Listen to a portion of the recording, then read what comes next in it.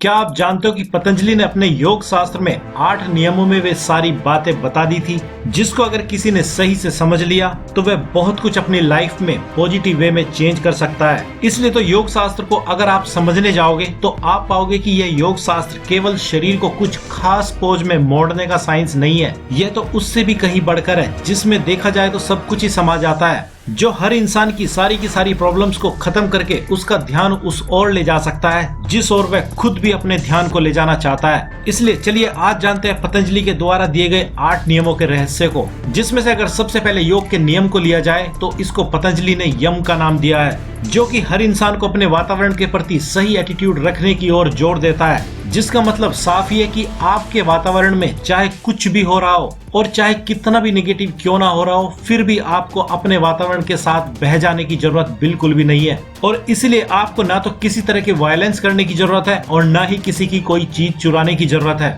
और साथ ही आपको पूरी तरह से ब्रह्मचर्य का पालन करने की भी जरूरत है, क्योंकि बिना ब्रह्मचर्य का पालन किए आप अपने बाहरी वातावरण को शायद वैसा समझ ही नहीं पाओगे जैसा कि वो हकीकत में है। क्योंकि बाहरी वातावरण तो सभी के लिए बिल्कुल एक जैसा ही होता है, फिर भी कुछ लोग इस बाहरी वातावरण को ही दोष देते रह जाते हैं, जबकि कुछ लोग इसी बाहरी वातावरण का अपने फायदे के लिए प्रयोग कर जाते हैं और अपने कामों में सफलता पा जाते हैं। लेकिन वे कौन लोग हैं जो इस वातावरण का प्रयोग अपने फायदे के लिए कर जाते हैं? तो उसी को पतंजलि अपने योग के दूसरे सूत्र में बड़ी आसानी से समझा देते हैं। इसलिए अब अगर योग के दूसरे सूत्र की बात करें तो इसको पतंजलि ने नियम का नाम दिया है, जिसमें वे हर इंसान को अपने प्रति बिल्कुल सही एटीट्यूड रखने की सलाह देते हैं। और अपने प्रति सही एटीट्यूड आपका तब तक नहीं बन सकता है जब तक आप अपने बारे में सही से नहीं जान जाते हो कि आपकी अपनी क्या खासियतें हैं और क्या कमजोरियां हैं। इसलिए आपको सबसे पहले तो अपने बारे में जानना है और फिर अपने आप को जान लेने के बाद अपने ऊपर कहें या अपने दिमाग पर और अपने शरीर पर पूरी तरह से कंट्रोल कर लेना होता है।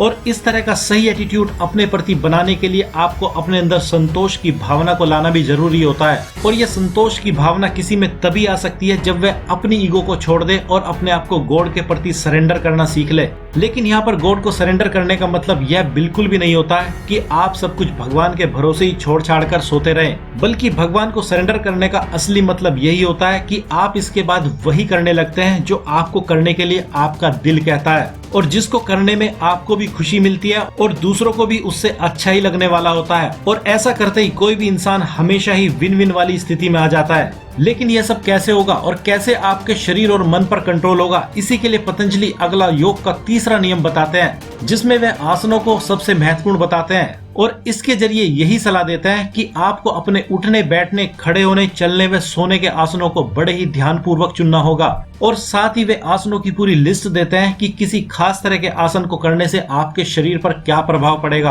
क्योंकि हर तरह का योगासन शरीर में एनर्जी को एक्टिवेट या डीएक्टिवेट करता है और उसी का सीधा प्रभाव इंसान के मन और शरीर पर पड़ता है। और ऐसा करके मन और शरीर दोनों ही एक साथ सही रास्ते पर आ जाते हैं। और जब किसी इंसान के मन व शरीर पूरी तरह से स्वस्थ हो जाते हैं तो फिर उस इंसान के यम और नियम अपने आप ही सही होने लगते हैं। लेकिन फिर भी इंसान का दिमाग बहुत ज्यादा चालाक होता है और उसको बहुत से धोखे देता ही रहता है, तो उसको सही से रास्ते पर लाने के लिए पतंजलि अपने योग के चौथे नियम में उसका हल बताते हैं, जिसको पतंजलि योग के चौथे नियम के रूप में कहते हैं और उसको प्राणायाम का नाम देते हैं, जिसका मतलब है कि जो हवा आप सांस के जरिए अपने अंदर खींचते हैं उसी के अंदर प्राण नाम की एक शक्ति भी मौजूद होती है और उसी प्राण की शक्ति को कम या ज्यादा करने के लिए वे प्राणायाम की सलाह हमें देते हैं। और इसी प्राण पर शरीर ही नहीं हमारा माइंड भी डिपेंड करता है, क्योंकि अगर आपके शरीर के अंदर प्राण कम है तो आपका दिमाग सही से काम नहीं कर पाएगा और साथ ही आपका शरीर भी पूरी तरह से स्वस्थ नहीं रह पाएगा। और जब आपके शरीर के अंदर प्राण की मात्रा अगर सही रही तो आपका मन व शरीर दोनों ही सही रहेंगे, और जब आपका मन व शरीर पूरी तरह से सही रहेंगे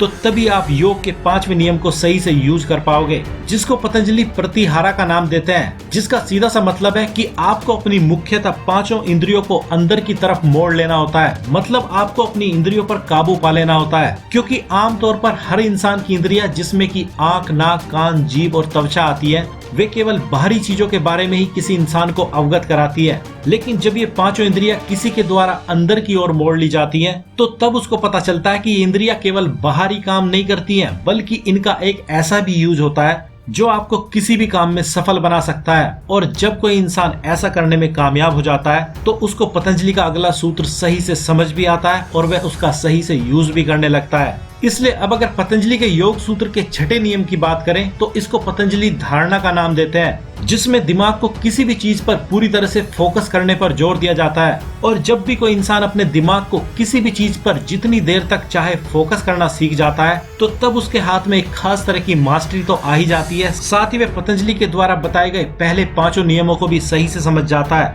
और साथ ही उसको यह भी समझ आने लगता है कि जैसे जैसे उसकी धारणा लाइफ में किसी भी चीज के प्रति या खुद के प्रति बनती जाती है, बिल्कुल वैसी वैसी ही उसकी लाइफ भी चेंज होने लगती है। और इसी धारणा का तो वह गेम है जिसको हम पॉजिटिव सोच व नेगेटिव सोच के नाम से आज के टाइम में बहुत ही सही से जानते भी हैं और उसके रिजल्ट भी। लेकिन आपकी धारणा कैसी है और कैसे वह चेंज हो सकती है, वह सब आप कैसे पता कर सकते हैं, उसी के लिए पतंजलि अपने योग के 7वें सूत्र में वर्णन करते हैं, जिसको वे ध्यान का नाम देते हैं। और किसका ध्यान कैसा है और वह कहाँ लगा है, वह कोई इंसान अपने ध्यान को ध्यान के माध्यम से ही पता कर सकता है, मतलब मेडिटेशन के जरिए वह पता कर सकता है। और अब अगर मेडिटेशन की बात की जाए तो इसका सब्जेक्ट बहुत ही वास्ट है, क्योंकि एक खास तरह का ध्यान या मेडिटेशन या तो किसी खास तरह की धारणा को मिटाने के लिए किया जा सकता है या किसी नई धारणा को बनाने के लिए किया जा सकता है। और जब कोई इंसान इस तरह से अपने ध्यान के जरिए अपनी धारणाओं को सही कर लेता है तो उसके मन व शरीर के सारे दोष भी दूर हो जाते हैं। तो उसके बाद पतंजलि अपने योग के 8वें नियम की बात करते हैं, जिसको वे समाधि का नाम देते हैं, जिसमें किसी इंसान का संबंध जीते जी ही उस डिवाइन से हो जाता है, जिसको हम प्रकृति या गॉड कह सकते हैं या खुद पतंजलि की प्रेरणा स्रोत भी कह सकते हैं, जहाँ से उन्होंने इन कीमती सूत्रों को खोजा था। या आप इसको ऐसे भी कह सकते हैं, जब कोई भी इंसान इस 8वीं स्टेज पर पहुंच जाता है तो उसको यह प्रकृति